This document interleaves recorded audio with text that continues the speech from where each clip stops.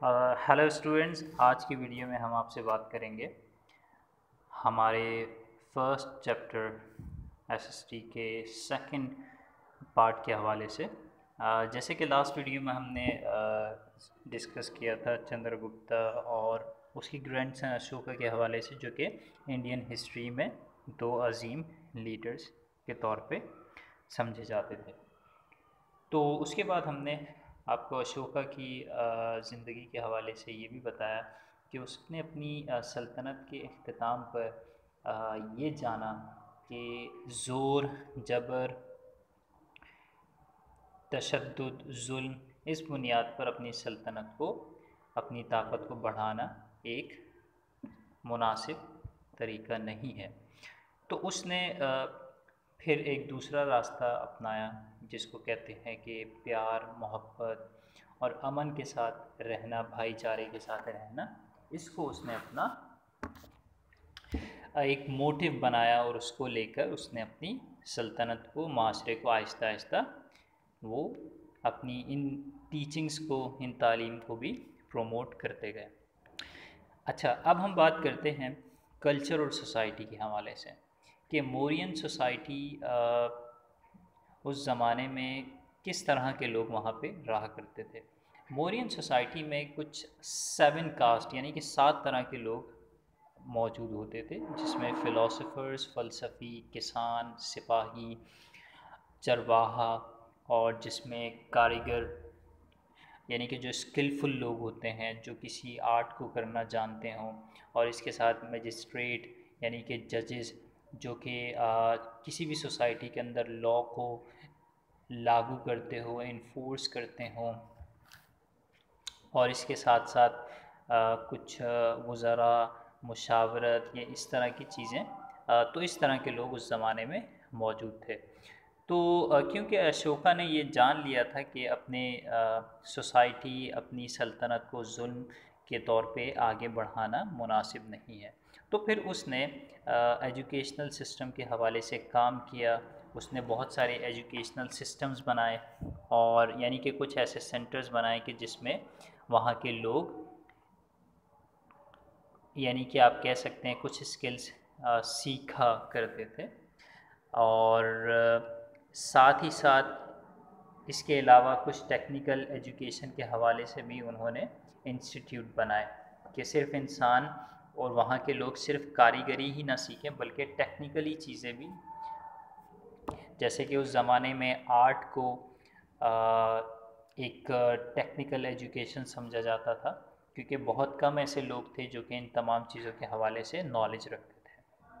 और इसके हवाले से वहाँ की जो सोसाइटी थी, वहाँ पे एक जॉइंट फैमिली सिस्टम हुआ करता था, जो कि आज भी इंडिया या पाकिस्तान के, हमारे एशिया के जो देही इलाके हैं, जैसे कि गांव देहात हैं, वहाँ पे आज भी family system, joint family system होता है, जिसमें आपके चाचा हैं, आपके मामा हैं, यानी कि पूरा, यानी कि आपका एक जिसमें आपके अंकल आंटी हैं, ये तमाम लोग वहाँ पे जॉइंट फैमिली में रहा करते थे।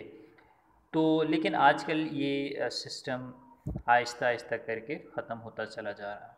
और इसके साथ साथ उस सोसाइटी के अंदर, क्योंकि अशोका जिस रिलीजन के टीचिंग्स को पढ़ के इंस्पायर हुआ, वो था बुद्धिज़्म। क्योंकि बुद्धिज़्म एक ऐसा मज़हब है जो कि पीस, हारमोनी, प्यार, मोहब्बत, खुलूस की बात करता है। वो लड़ाई झगड़े, जुल्म, जबर, इन तमाम का दर्स नहीं देता। और कुछ बुद्धिज़्म की कुछ टीचिंग्स इस्लाम की सिमिलैरिटीज़ भी करती हैं, जैसे कि इस्लाम भी हमें भाईचारे, मोहब्बत, उख़ुवत, इन तमाम चीज़ों का दर्स देता है। इस तरह से उस सोसाइटी के अंदर ख़वातीन को भी बहुत इज़्ज़त दी जाती थी, और ख़वातीन अपनी प्रॉपर्टीज़ को ख़ुद ओन करती थीं। वो प्रॉपर्टीज़ की मिल्कियत उनके पास मौजूद होती थी। और जब भी किसी ख़ातून की वहाँ पे शादी हो या शादी करवाई जाए, तो उसको प्रॉपर्टी के तौर पे कुछ गिफ्ट दिया जाता था, जिसकी मिल्कियत, जिसकी मालिक आप कह सकते हैं कि ख़वातीन खुद हुआ करती थी। तो उस माशरे के अंदर ख़वातीन को बहुत इज़्ज़त भी दी जाती थी। तो अब हम बात करते हैं वहाँ की इकॉनमी के बारे में। सबसे पहले आपको यहाँ पे एक कॉइन नज़र आ रहा है, तो ये कॉइन है जो कि अशोका की जो जब सल्तनत थी, ये उस ज़माने का एक कॉइन है जिसमें लोग आप कह सकते हैं कि लोग लेन देन का, तिजारत का जो है इस्तेमाल करते थे। एज अ कॉइन को पैसे के तौर पे इस्तेमाल किया जाता था। ये एलिफेंट की जो आप पिक्चर देख रहे हैं, तो ये अशोका के ज़माने का एक कॉइन था जिसको सिल्वर कॉइन कहा जाता है। तो ये निशानी थी एलिफेंट के, ये फ़ुलां सल्तनत का जारी करदा एक सिक्का है। तो इसी बुनियाद पे वो लोग इससे तिजारत किया करते थे।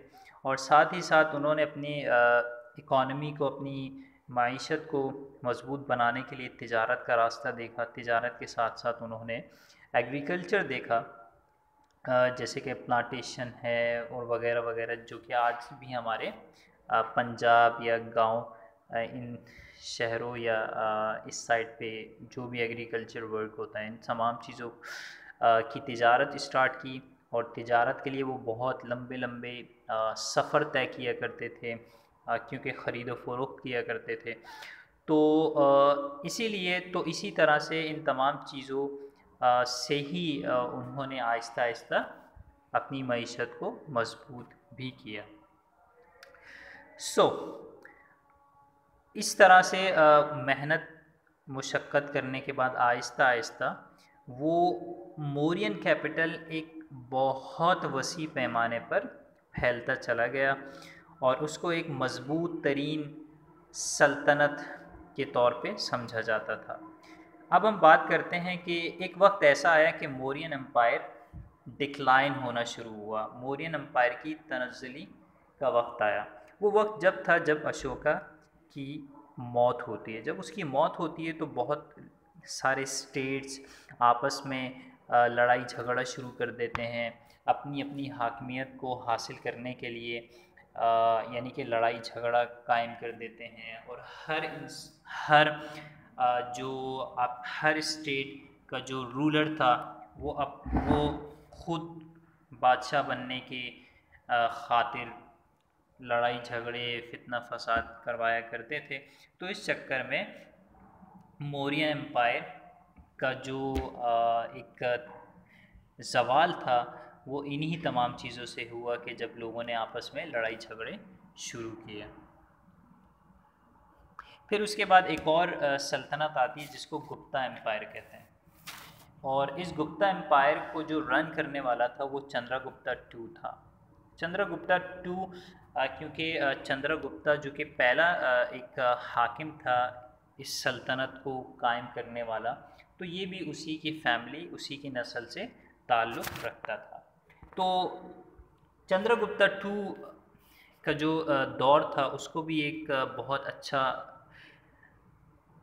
यानी कि दौर समझा जाता था कि जिसने बहुत सारे, आप कह सकते हैं, सोसाइटी के हवाले से, लोगों के हवाले से डेवलपमेंट का काम किया। और सबसे बड़ी चीज़ जो कि गुप्ता एम्पायर में जो की गई, शामिल की गई, वो ये थी कि चंद्रगुप्ता टू ने लोगों को साइंस की तरफ ले आना शुरू किया। और साइंस के साथ साथ टेक्नोलॉजी है या एस्ट्रोनॉमी है, मैथ्स है, यानी वो तमाम उलूम जो कि वहाँ के लोग जिसको ना समझते थे, ना जानते थे, ना उससे पहले उन्होंने कभी इस चीज़ को सुना था।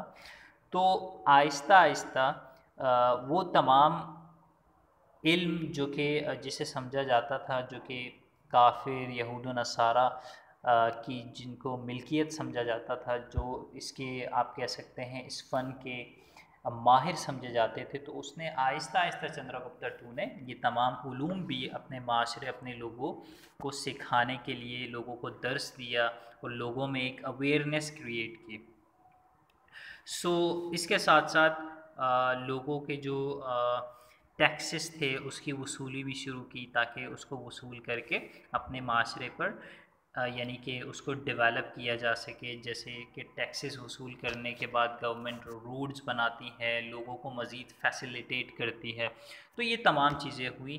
और इसके साथ साथ जब इस पूरी हिस्ट्री का इख्तिताम ज़वाल जब हुआ, जब चंद्रगुप्ता टू की डेथ हुई, उसकी डेथ के बाद इस एम्पायर का भी ज़वाल शुरू हो चुका था। ज़वाल आप अगर ये कहें कि बिल्कुल इस एम्पायर का भी ख़ात्मा हो चुका था।